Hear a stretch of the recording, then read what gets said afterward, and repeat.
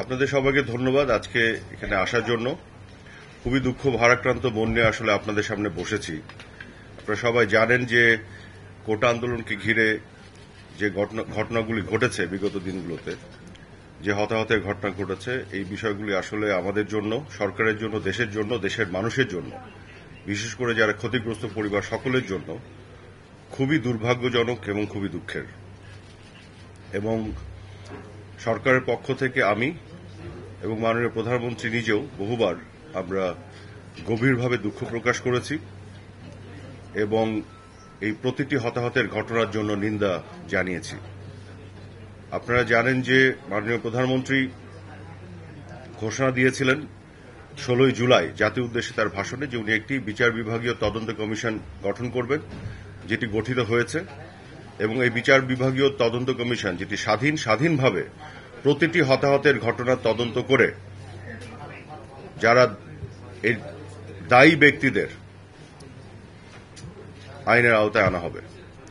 এবং এক্ষেত্রে আরেকটি ঘোষণা এসেছে, আপনারা জানেন, সেটি হল যে প্রয়োজনে আমরা বিদেশি কোনো এক্সপার্ট তাদেরও সহায়তা নিব। ধরেন ফরেনসিক টেস্ট করা বা পোস্টমর্টমের যে প্রক্রিয়া সেখানে যদি প্রয়োজন হয়। এটির কারণ হচ্ছে যে আমরা এখানে পুরোপুরি স্বচ্ছ এবং জবাবদিহিতায় থাকতে চাই। এবং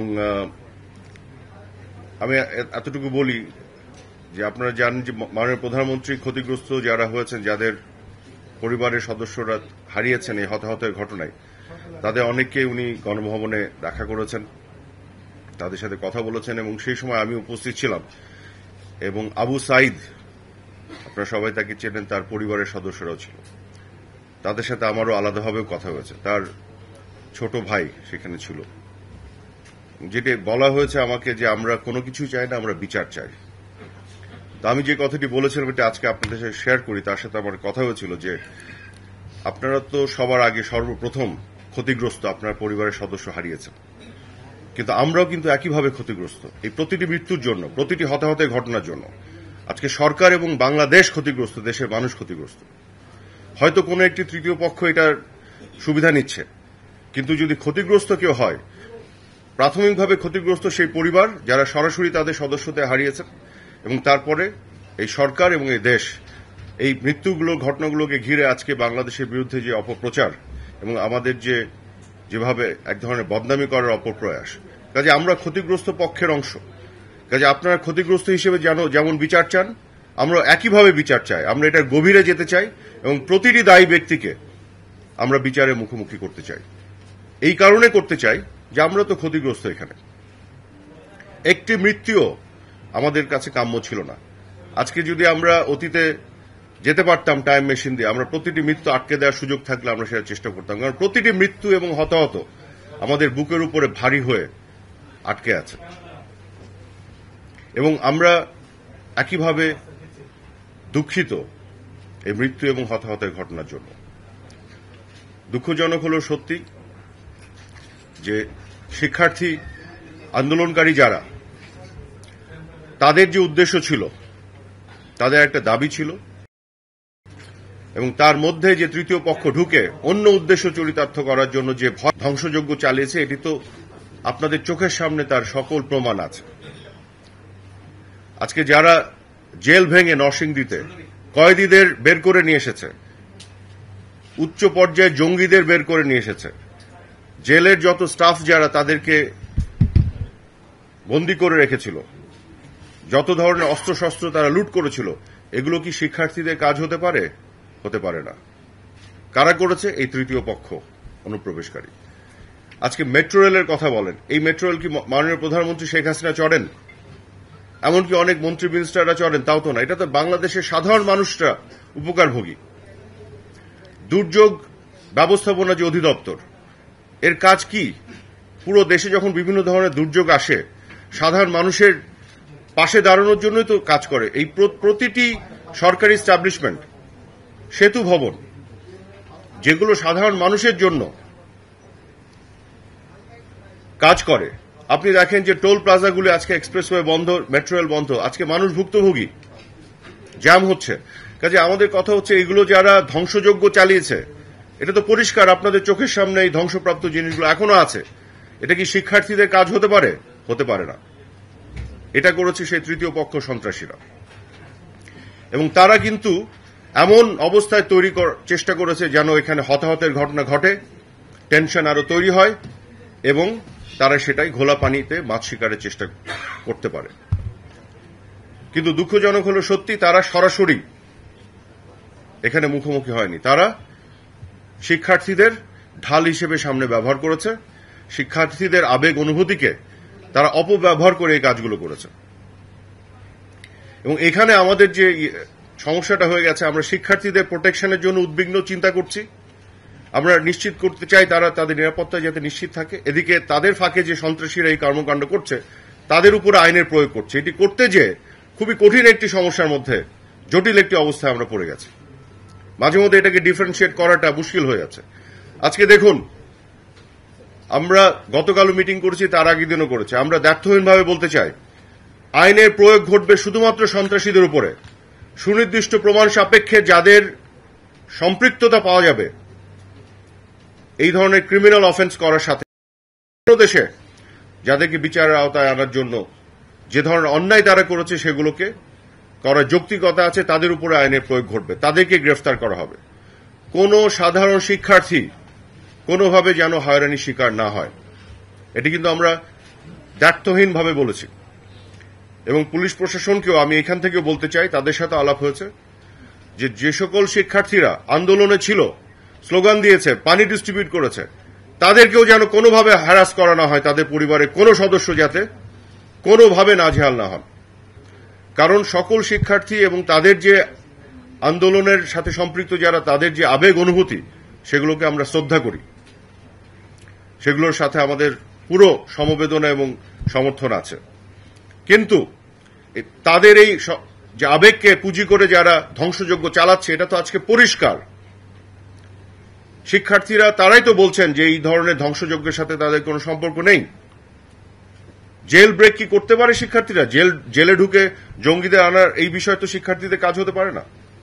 কাজে আমাদের বিষয়টি হচ্ছে যে আমরা নিশ্চিত করতে চাই কোন শিক্ষার্থী যারা তাদের আবেগ নিয়ে আন্দোলনের সাথে ছিলেন, কোনোভাবে যাতে একটি শিক্ষার্থীও নাজেহাল না হন, আর সন্ত্রাসীদেরকে আমরা আইনের আওতায় নিয়ে আসি। আজকেও যারা আবেগ নিয়ে রাস্তায় নামছেন, অনেকেই গণসঙ্গীত গাচ্ছেন, স্লোগান দিচ্ছেন, তাদের এই আবেগের সাথেও আমরা শ্রদ্ধা করি, শ্রদ্ধা জানাই। কিন্তু একই সাথে অনুরোধ করতে চাই, আপনারা এই আবেগটা যেটা আপনারা রাস্তার মধ্যে নিয়ে যাচ্ছেন, এখানে আপনারা একটু খেয়াল করবেন।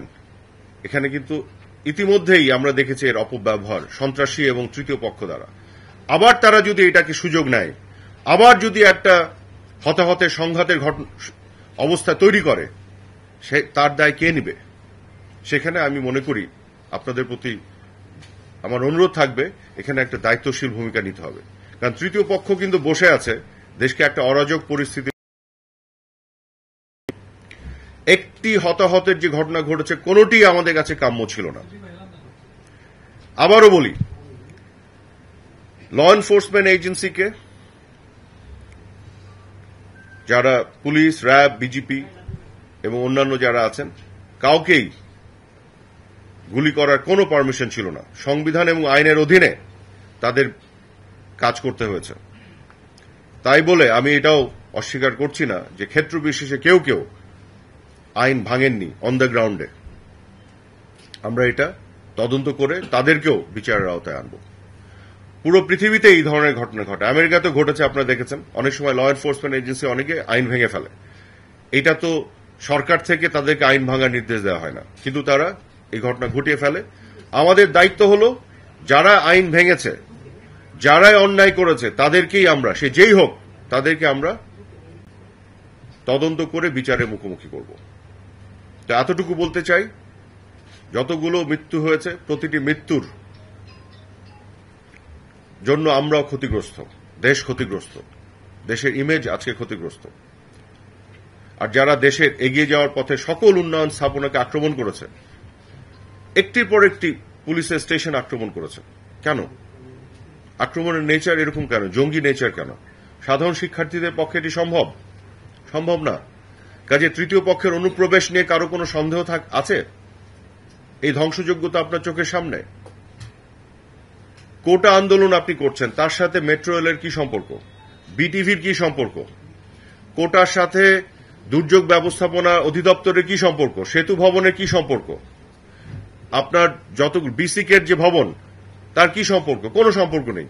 এটি কিন্তু আন্দোলনের সাথে সম্পৃক্ত সকল শিক্ষার্থীরা বোঝেন, এটা আমি বিশ্বাস করি। কাজেই এই আক্রমণ যারা করেছে তৃতীয় পক্ষ এবং শিক্ষার্থীদের উপরেও চালানোর চেষ্টা করেছে, আমরা কিন্তু শুরু থেকেই শিক্ষার্থীদেরকে প্রোটেকশন দিয়েছি এবং তাদেরকে এখান থেকে আলাদা রেখেছি। আমরা কখনোই তাদেরকে দোষারোপ করিনি এবং আমাদের সকল বক্তব্য যেগুলো আমরা দোষ দিয়েছি সেটি কিন্তু একটিও শিক্ষার্থীদের উদ্দেশ্যে নয়, প্রতিটি সন্ত্রাসীদের উদ্দেশ্যে। আমাদের সকল আইনের প্রয়োগ একটিও শিক্ষার্থীদের উদ্দেশ্যে নয়, প্রতিটি সন্ত্রাসীদের উদ্দেশ্যে। কাজে এই জায়গাটি পরিষ্কার থাকা সবার উচিত আমি মনে করি। আবারও বলি, 16 তারিখে যখন মাননীয় প্রধানমন্ত্রী বঙ্গবন্ধু কন্যা শেখ হাসিনা জাতির উদ্দেশ্যে ভাষণ দিলেন, সেদিন কিন্তু 6টি মৃত্যুর ঘটনা ঘটে গেল। আপনাদেরকে আজকে আমি বিনীতভাবে বলতে চাই, মাননীয় প্রধানমন্ত্রীর ভাষণে উনি কতগুলো বিষয় উল্লেখ করেছিলেন। সবার প্রথম উনি দুঃখ প্রকাশ করে বললেন যে এই 6টি জীবন চলে গেল, উনি নিন্দা জানালেন। তৃতীয়, উনি জুডিশিয়াল কমিশন করে তদন্তের ঘোষণা দিলেন। তারপর উনি বললেন যে আইনি প্রক্রিয়ার মধ্য দিয়ে তাদের যে দাবি সেটাতে তারা হতাশ হবে না, সেই কথা উনি রেখেছেন। আইনি প্রক্রিয়ায় যে রায় এসেছে হতাশ হয়নি। জুডিশিয়াল কমিশন ঘোষণা দিয়েছিলেন, সেই কথাও মাননীয় প্রধানমন্ত্রী রেখেছেন, সেটি তৈরি হয়েছে। তারপরে মাননীয় প্রধানমন্ত্রী যেটি বললেন, সকল শিক্ষকদের আহ্বান জানালেন, সকল শিক্ষার্থীদের যারা অভিভাবক তাদের আহ্বান জানালেন। যেই 6টি প্রাণ ঝরে গেল তৃতীয় পক্ষের অনুপ্রবেশ করে, যে তারা একটা পানি ঘোলা করার চেষ্টা করছে, তিনি তার উদ্বেগ প্রকাশ করলেন সাধারণ শিক্ষার্থীদের নিরাপত্তা নিয়ে এবং সকলের প্রতি আহ্বান জানালেন আপনারা সাবধানে থাকবেন, ঠেলে দিবেন না, আপনারা হতাশ হবেন না। তাহলে আমার প্রশ্ন হচ্ছে, এই 16 তারিখের পরে আমরা যদি একটু ধৈর্য ধরতাম, একটু সাবধানে থাকতাম, তাহলে কি তৃতীয় পক্ষ সুযোগ পেত এই 6 জনের উপর দিয়ে বাকি যে মৃত্যুগুলি হলো এর দায় কে নেবে? কেন এই পরিবেশ তৈরি করা হলো? উস্কানি দিয়ে, সামাজিক যোগাযোগ মাধ্যমে অপপ্রচার করে, গুজব ছড়িয়ে। মাননীয় প্রধানমন্ত্রী যা যা বলার সবকিছু বলে ফেলেছেন, দুঃখ প্রকাশ করেছেন, নিন্দা জানিয়েছেন, কমিশন গঠন করার ঘোষণা দিয়েছেন এবং বিচারিক প্রক্রিয়ায় কেউ হতাশ হবেন না সেই অ্যাসুরেন্স দিয়েছিলেন। একটু ধৈর্য ধরার জন্য আহ্বান জানিয়েছিলেন। সাধারণ শিক্ষার্থীদের নিরাপত্তা নিয়ে উদ্বেগ প্রকাশ করলেন।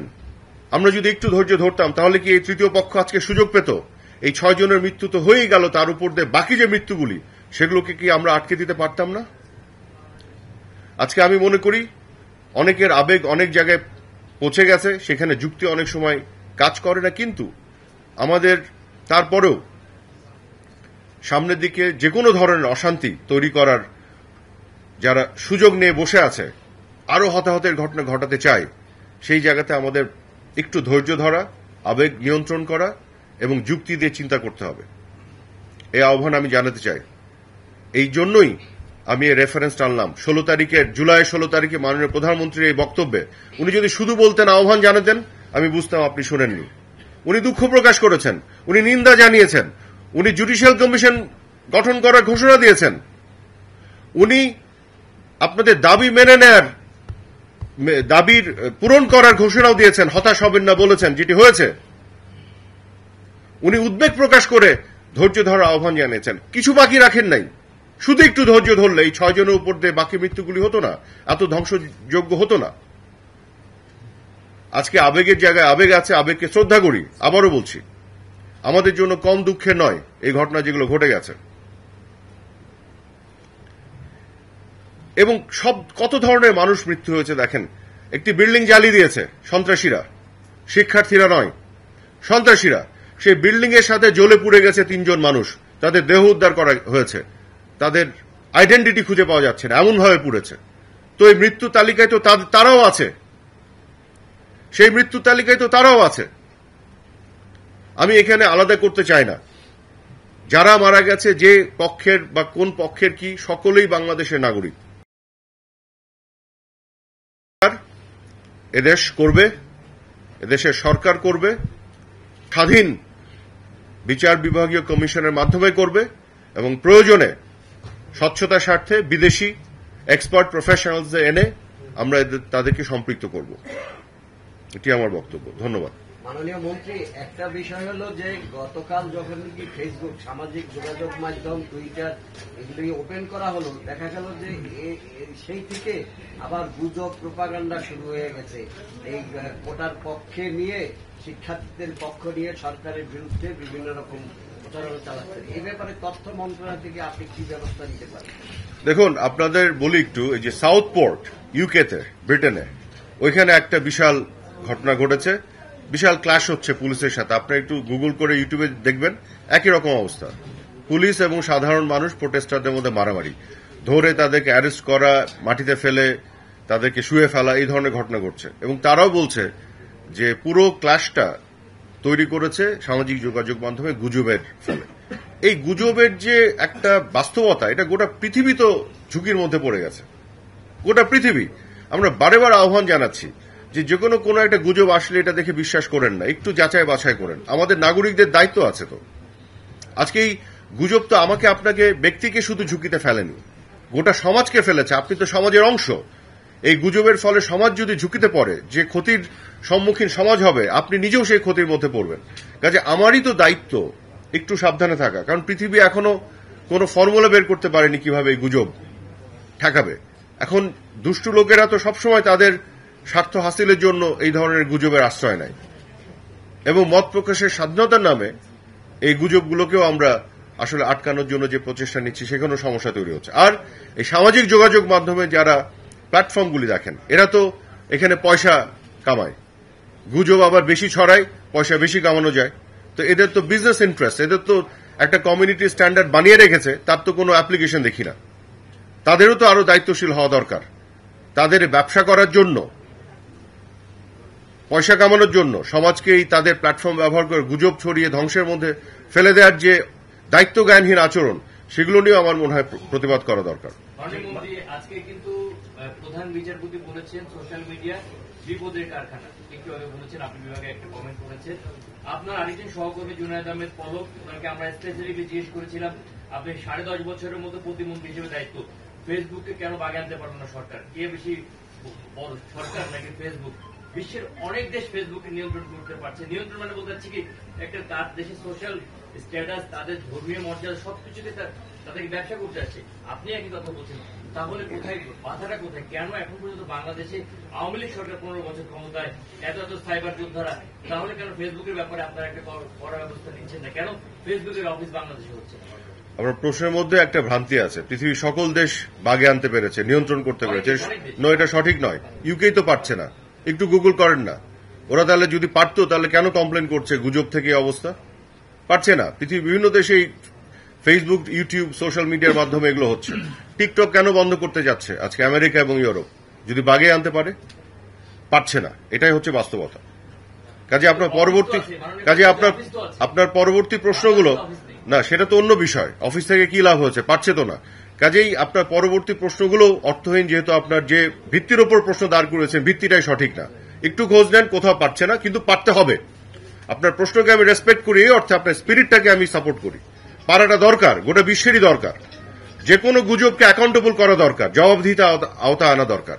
মত প্রকাশের স্বাধীনতা যেমন আমাদের অবারিত করতে হবে, একই সাথে অসত্য এবং ডিসইনফরমেশন, যেটা আমি কিন্তু দায়িত্ব গ্রহণের পর থেকে বলে আসছি, সেটাকেও কিন্তু জবাবদিহিতা আওতায় আনা প্রয়োজন, ডিসইনফরমেশন বা গুজবকে। কারণ নাহলে এটা তো সমাজের জন্য অমঙ্গলজনক, সমাজকে ক্ষতিগ্রস্ত করছে। মাননীয় প্রতিমন্ত্রী, একটা গুজব প্রতিরোধ সেল আসলো, ওই বিষয়টা কি এখন কি কার্যকর আছে কিনা? গুজব প্রতিরোধ সেল, শোনেন, গুজব প্রতিরোধ সেল আছে, এরকম অনেক কিছু আছে, কিন্তু গুজবের যে ব্যাপ্তি, ধরেন আপনি একটা গুজব যখন ছাড়েন সোশ্যাল মিডিয়ায়, এটার যে আকর্ষণ, এই আকৃষ্ট হয়ে মানুষ যেভাবে ঝাঁপায় পড়ে এটা ছড়িয়ে দিতে, ওই প্রতিরোধের আকর্ষণ কম। এটা আবার হিউম্যান নেচার, আনফরচুনেটলি। যেটা আপনি আমরা সবাই বুঝি। তো আমরা তো একটা ডাউনহিল ব্যাটেলে আছি। তো এইখানে এমন একটা ফর্মুলা গোটা বিশ্বকে বের করতে হবে, আমরা সহ, যেখানে মত প্রকাশের স্বাধীনতা কোনোভাবেই আপনার কি বলবো, এটা হিন্ডার্ড হবে না বা বাধাগ্রস্ত হবে না, কিন্তু গুজবকে আমরা নিয়ন্ত্রণ করতে পারবো। এটা এখন পর্যন্ত আমরা আসলে সবাই মিলে জানি না। আমরা চেষ্টা করছি বিভিন্নভাবে, বাট এটা কাজ অনেক ক্ষেত্রে করছে না। আপনি বললেন আবু সাইদের কথা, ভিডিও ফুটেজে পরিষ্কার দেখা গিয়েছে যে কে কোন পুলিশ সদস্য তাকে গুলি করেছে। তদন্ত কমিশন হয়েছে, আমরা জানি দীর্ঘমেয়াদী একটা ব্যাপার। ফুটেজে যেখানে দেখা গিয়েছে যে পুলিশ সদস্য গুলি করেছে, সেখানে আমরা এফআইআর দেখলাম যে সে নিহত হয়েছে একটা মানে অন্য একটা পরিস্থিতিতে, সেটা স্বীকার করা হয়নি। তো তার উপরে যে বিভাগীয় ব্যবস্থা পর্যন্ত নেওয়া হয়নি, সেই বিষয়ে এখন পর্যন্ত কোনো ব্যবস্থা নেওয়া হয়। আপনাকে আমি সুন্দর প্রশ্ন করেছেন, থ্যাংক ইউ এটা রেজ করার জন্য। তাহলে আমি এটাকে পরিষ্কার করার সুযোগ পেলাম। যাই হয়েছে না কেন, রুটিন পদ্ধতিতে যা হয়, আমরা সেই রুটিনে থাকছি না, থাকবো না। বিচার বিভাগীয় তদন্ত কমিশন যেটি হয়েছে, সেটি আবু সাইদ থেকে শুরু করে সবগুলি রিভিউ করবে, এবং রিভিউ প্রক্রিয়াতে আমরা বিদেশি এক্সপার্টদের আনবো। কাজে এখন যা দেখছেন এগুলোর কোনো ভ্যালু নাই। আমরা রিয়েল তদন্তটা করব প্রত্যেকের। বাংলাদেশে তো একটা রুটিন প্রসেস আছে, ওই রুটিনের মধ্যে অনেকে ফেলে দিয়ে অনেক কিছু করছেন, বাট এগুলোর কোনো ভ্যালু নাই। একটু ধৈর্য ধরেন, যে কথাগুলি বলছি সেগুলোর প্রতিফলন দেখবেন খুবই শীঘ্রই।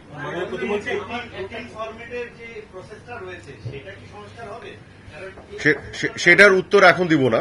আগে বিশ্বাসযোগ্য স্বাধীন যে তদন্ত এবং তার প্রতিফলন ঘটুক, তারপরে এই প্রশ্ন উত্তর দিব। আমি একটা প্রশ্ন করতে চাই, সেটি হচ্ছে সরকার থেকে যেদিন শোক দিবস ঘোষণা করা হলো, সেদিন আমরা দেখলাম যে হচ্ছে যারা সাধারণ শিক্ষার্থী অথবা পলিটিক্যালও থাকতে পারে, বিরোধী পক্ষ বিরোধী মত, একদম নন পলিটিক্যাল পার্সন যারা, তারা হচ্ছে প্রোফাইলকে লাল করেছে। যাক, সেটা সমস্যা না। সমস্যা হচ্ছে যে ছাত্রলীগ, যুবলীগ, মানে আমরা তো শুধুমাত্র গুজবটা দেখি যে বিরোধী পক্ষ ছড়াচ্ছে, ছাত্রলীগ যুবলীগের পক্ষ থেকে বিভিন্ন ফেসবুক স্ট্যাটাস দেওয়া হচ্ছে যারা সবাই জামাত শিবির। এই যে সবাইকে জামাত শিবির বানানোর একটা প্রবণতা, কেউ কোনো বিপক্ষ মতে গেলেই, 2009 সালেও যে ধরনের বক্তব্য ছিল, 2024-এও সেই একই ধরনের বক্তব্য। সেই বিষয়ে কি আপনারা সচেতন হবেন কিনা, এবং আপনি তথ্য প্রতিমন্ত্রী হিসেবে যেহেতু আপনি শিক্ষার্থীদের পক্ষে কথা বলবেন, এই জায়গাটাতে আপনারা প্রোটেক্ট করবেন কিনা, যে একটা ক্লাস 10-এর বাচ্চা, একটা 9-এর বাচ্চা, তাকে চুপ করে শিবির বানানো, এই জায়গাগুলো আপনারা। দেখুন, আমি তথ্য প্রতিমন্ত্রী হিসেবে শুধু না, আমি একজন শিক্ষক। দীর্ঘ 18 বছর আমি বিশ্ববিদ্যালয়ে পড়িয়েছি। আমার অবস্থান সবসময় শিক্ষার্থী এবং তাদের ইমোশনের পক্ষে থাকবে, এটুকু আপনাদের বলতে চাই। এবং আবারও বলছি যে এটি যেমন সত্যি যে স্বাধীনতা বিরোধী অপশক্তি, সন্ত্রাসী, সহিংসতাকারীরা এখানে আছে এবং জামাত এবং শিবিরের ইনফিল্ট্রেশন আছে, এটাও যেমন সত্যি, এবং তাদেরকেই আইডেন্টিফাই করে বলতে হবে। কিন্তু আমি এটা মনে করি না যে সাধারণ শিক্ষার্থী যারা তাদের আবেগ থেকে আন্দোলনে এসেছে তারা সবাই ওই পক্ষের, এরকম এটাকে আমি বিশ্বাস করি না। আমি মনে করি অনেক সাধারণ শিক্ষার্থী যারা মুক্তিযুদ্ধের চেতনার পক্ষে, যারা বাংলাদেশের পক্ষে দেশপ্রেমী, তাদেরও অনেকেই যেভাবেই হোক এই আবেগের সাথে সম্পৃক্ত হয়ে তারা এই আন্দোলনের সাথে আছে এবং ছিল। কাজে ঢালাওভাবে সবাইকে এই ধরনের ব্র্যান্ড করা, এটাকে আমি যৌক্তিকও মনে করি না, ন্যায্যও মনে করি না। মাননীয় প্রতিমন্ত্রী, একটা প্রশ্ন, প্রেস কনফারেন্সে একটু প্লিজ কোশ্চেন করতেছি তো, আমাদের ক্ষতিপূরণ দেওয়া হয়েছে। আমাদের যে সাংবাদিকরা যে মারা গেল এবং তাদের পরিবারকে কোন ক্ষতিপূরণ আপনাদের দেওয়া হবে একটু বলেন, আপনারটা বলেন। মাননীয় প্রতিমন্ত্রী, যেই ঘটনা যেমন প্রেস কনফারেন্সের পরে যে রাজাকার শব্দটা যে হলো, সেই 6.5 ঘন্টার হিসাবটা আপনি মিলিয়েছেন বিভিন্ন প্রেস কনফারেন্সে শুনলাম।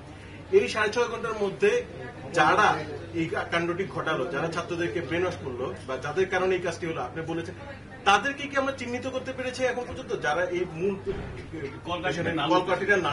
দুটো প্রশ্ন উত্তর একসাথে দিই। সকল ক্ষতিগ্রস্ত পরিবারদেরকেই তাদের পাশে সরকার থাকবে, ধাপে ধাপে থাকবে, এ ব্যাপারে নিশ্চিত থাকুন। এক। আর দুই হচ্ছে, পরবর্তী যে প্রশ্ন আসলো, আসলে আমরা তো গত কিছুদিন ধরে সন্ত্রাসী এবং দেশবিরোধী অপশক্তির একটা ধ্বংসযজ্ঞের যে লীলা, তার বিপক্ষে যুদ্ধের মধ্যে ছিলাম দেশ রক্ষার জন্য। কাজে ওই জায়গাতে আসলে আমরা এখনো ইনভেস্টিগেশন বা এগুলোর মধ্যে যেতে পারিনি। আমাদের বিষয়টা হচ্ছে যে এরা যদি সরাসরি মুখোমুখি হতো তাহলে একটা বিষয় ছিল, এটা তো সরাসরি মুখোমুখি হচ্ছে না, এটা তো একবারে সাধারণ শিক্ষার্থী, সাধারণ মানুষকে আবেগকে কাজে লাগিয়ে সামনে রেখে তা পিছনে থেকে করছে। এবং আপনারা এটাও দেখেছেন যে একজন শিক্ষার্থী সে তার বন্ধুর মৃত্যুর ঘটনা নিয়ে সোশ্যাল মিডিয়াতে সে ব্যাখ্যা দিয়েছে যে তার বন্ধু তার সামনে যে গুলি খেলো সে বিশ্বাস করে যে এই গুলি পুলিশ করে নেই, কারণ পুলিশের সাথে তাদের যে দূরত্ব এবং মাঝখানে যত মানুষ ছিল 100-150, এটা হতেই পারে না যে পুলিশের গুলি সে খেয়েছে।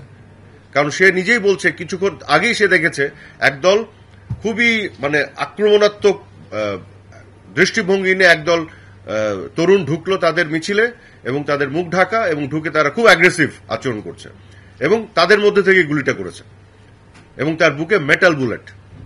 তার আগ পর্যন্ত সে বলছে যে পুলিশ রাবার বুলেট ছুটছে, কোনো মেটাল বুলেট নাই। তো এই ধরনের আরো বিষয় বের হয়ে আসবে যে মৃত্যু এই লাশগুলি কারা চেয়েছিল, কারা চেয়েছে যে একটির পর একটি লাশ পড়লে টেনশন বাড়বে, ধ্বংস বাড়বে, আরো উত্তাল করা যাবে। প্রতিটি মৃত্যু কিন্তু সমস্যা বাড়িয়েছে দেশের জন্য, সরকারের জন্য, এবং সুবিধা করে দিয়েছে যারা চেয়েছে এই মৃত্যুর উপরে, এই লাশের উপরে দাঁড়িয়ে ধ্বংসযজ্ঞ আরো তৈরি করা যায়, আরো অশান্তি তৈরি করা যায়। আমরা চেয়েছি শান্তি নিয়ে আসতে, প্রতিষ্ঠা করতে, আমরা চেয়েছি বিচার করতে, আমরা চেয়েছি তাদের দাবিগুলো, যৌক্তিক জায়গাগুলো পূরণ করতে একটি প্রক্রিয়ার মধ্যে। এটি আমাদের অবস্থান ছিল।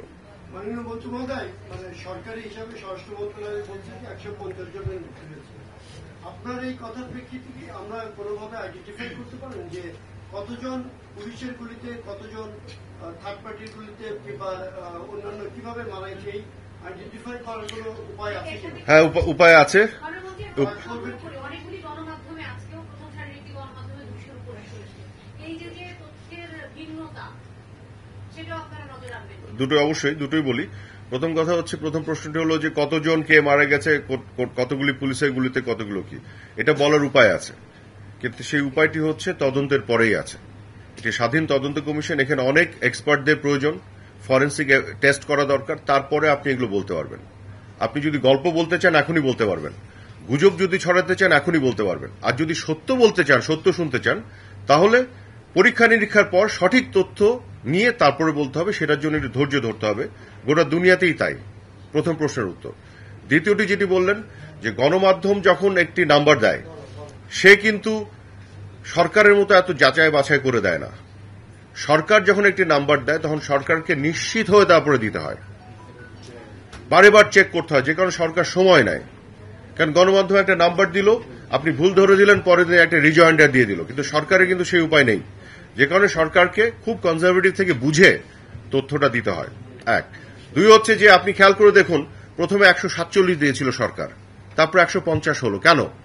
অনেকে তো তখন পর্যন্ত মারা যান নাই, ক্রিটিক্যাল ইনজুর্ড ছিলেন, পরে মারা গেছেন, নাম্বারটা বেড়েছে।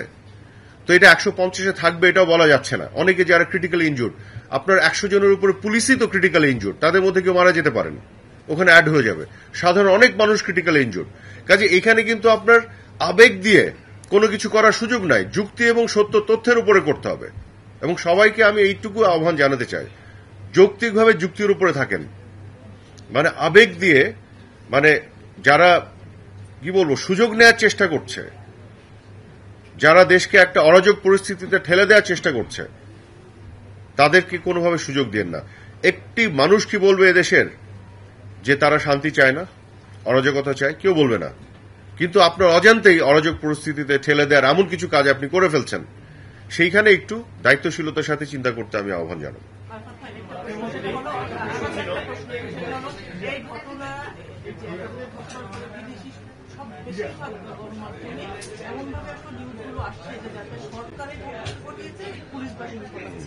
এই তথ্যগুলো আসলে কিভাবে তাদের কাছে গেল, আপনাদের ফাইন্ডিংসটা কি, এর ফলে বিদেশি কোনো চাপ নতুন করে আসছে? ওনার প্রশ্নটা আমি আবার রিপিট করি যে বিদেশি গণমাধ্যমগুলোতে যে প্রচারগুলো হচ্ছে, সেই প্রচারটা অনেকটা এরকম যে অ্যাজ ইফ শিক্ষার্থীরা শান্তিপূর্ণ আন্দোলনে ছিল এবং শান্তিপূর্ণ আন্দোলনে পুলিশ যেয়ে গুলি করে করে সবাইকে মেরে ফেলেছে, এরকম একটা বিষয়। এই ধরনেরই একটা ন্যারেটিভ প্রচার করার চেষ্টা হয়েছে, এটা ঠিক।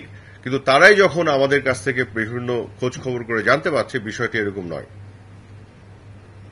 বিষয়টি এরকম নয়। একই সাথে আমরাও বলেছি যে এখানে আনলফুল কিছু বিহেভিয়ার থাকতে পারে যেগুলোকে আমরা ইনভেস্টিগেট করব, কিন্তু এখানে একটা যুদ্ধ চাপিয়ে দেওয়া হয়েছে।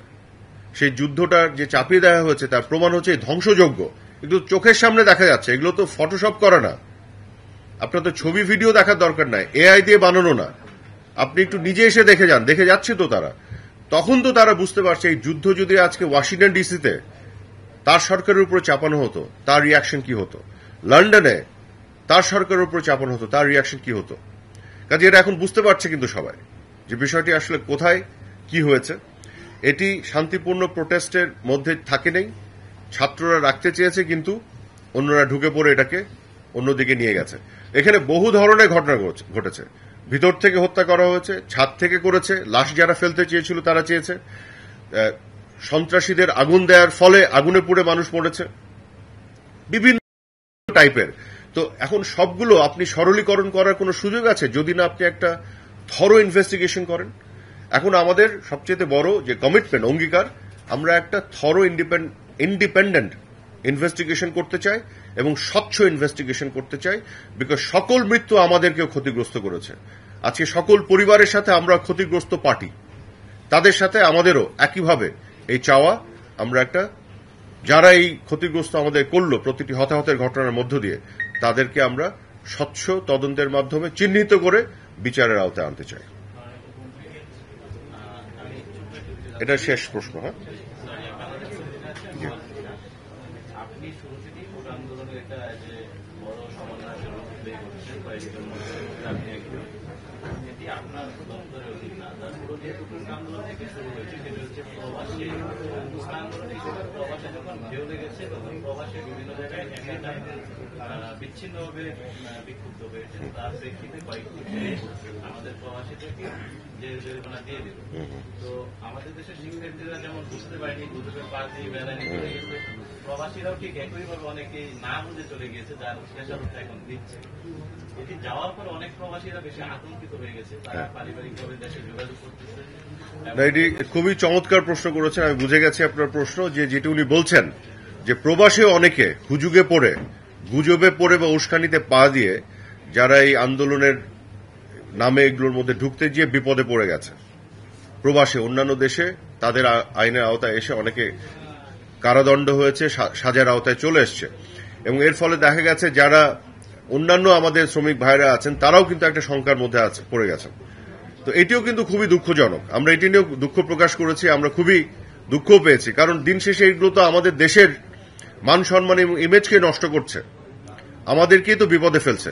এবং মাননীয় প্রধানমন্ত্রী ইতিমধ্যে ওই দেশগুলোর রাষ্ট্রদূতদের সাথে কথা বলেছেন, উনি কিন্তু কথা বলে তাদের প্রোটেকশনের জন্য কাজ করছেন, আমি নিজে এটা সাক্ষী, আমি জানি, এবং উনি চেষ্টা করছেন। উনি কিন্তু একটুকু দেখছেন না তারা কি কারণে গেছে, তার পক্ষে গেছেন না বিপক্ষে গেছেন দেখছেন না, উনি দেখছেন তারা এই দেশের নাগরিক, তাদের পাশে ওনাকে দাঁড়াতে হবে, এবং উনি চেষ্টা করছেন। এখন সমস্যা হয়ে গেছে, কোন একটা দেশের যদি আপনি তার আইন ভেঙে বিচার আওতায় চলে আসেন, তখন সেই দেশ সেই যে বিচার আওতায় যে এসেছে হলেও এই সরকারের কথা তারা অনেক ক্ষেত্রে শুনতে চায় না। কিন্তু আমাদের সহানুভূতি আছে তাদের প্রতি, আমরা দুঃখিত তাদের এই দুর্ভাগ্যজনক পরিণতির জন্য, হোক না তারা আমাদের বিপক্ষে গেছে, কোনো অসুবিধা নেই, কিন্তু এদেশের নাগরিক তো, সরকারের জায়গা থেকে আমরা এখানে ভেদাভেদ করতে চাই না। আমরা সত্যি সত্যি দুঃখিত তারা যে আজকে এই এক একজন যাবজ্জীবন কারাদণ্ডের সম্মুখীন, এটা তো মানে খুবই অনাকাঙ্ক্ষিত। এবং শুধু তাই নয়, এই ঘটনাকে ঘিরে যারা বাইরে আছে তারাও তো বিপদের মধ্যে, শঙ্কার মধ্যে আছে। এটি নিয়ে কিন্তু আমরা সার্বক্ষণিক কথা বলছি সেসব দেশের সরকারের সাথে, যাতে কোনোভাবে অন্য যারা আছেন তাদের উপরে কোনো বিপদ না আসে। এ ব্যাপারে আপনাদের নিশ্চিত করতে চাই মাননীয় প্রধানমন্ত্রী খুবই ব্যথিত এই বিষয়টি নিয়ে, এবং উনি খুবই অ্যাক্টিভলি এটি নিয়ে কাজ করছেন, চেষ্টা করছেন। এখন আমরা এরকমও চিন্তা করেছিলাম যে আমরা কোন একটা আইনজীবী নিয়োগ দিব কিনা তাদের পক্ষে, কিন্তু এখন সমস্যা হচ্ছে যে দেশ ক্ষুব্ধ হয়েছে ওই আচরণে এবং আইনের আওতায় এনে সাজে দিয়েছে, এখন আইনজীবী নিয়োগ দিতে গেলে হয় কি ডিপ্লোম্যাটিক্যালি তারা এটাকে খুব নেগেটিভলি, নেতিবাচক ভাবে দেখে, যে আমরা তাদের বিরুদ্ধে চলে যাচ্ছি। তো আমরা এমন একটা জটিল সমস্যার মধ্যে আছি, দেশের নাগরিকদেরও রক্ষা করতে চাই, আবার ডিপ্লোম্যাটিক ভাবে তারা যে আরো খেপে গেলে বলবে যে এই দেশ থেকে তোমাদের দেশ থেকে কেউ নিবই না, তখন আরো বিপদ। তো এখন এরকম একটা সমস্যার মধ্যে আমরা আছি। আমি আশা করব যে আমরা আমাদের এই কমপ্লেক্স রিয়ালিটিটা যার মধ্যে আমরা অপারেট করতে চেষ্টা করছি, এটা একটু সবাই বোঝার চেষ্টা করবেন। আমাদের নিয়ত পরিষ্কার, আমরা সততার সাথে দেশের প্রতিটি নাগরিকের সমভাবে চিন্তা করে তাদের সুরক্ষার জন্য চেষ্টা করছি। এ ব্যাপারে কোনো সন্দেহ নাই। কিন্তু সবকিছু যে করে উঠতে পারছি অনেক ক্ষেত্রে হয়তো না এই জটিল পরিস্থিতির জন্য। তবে এতটুকু নিশ্চিত করে বলতে যে আমরা চেষ্টা করছি।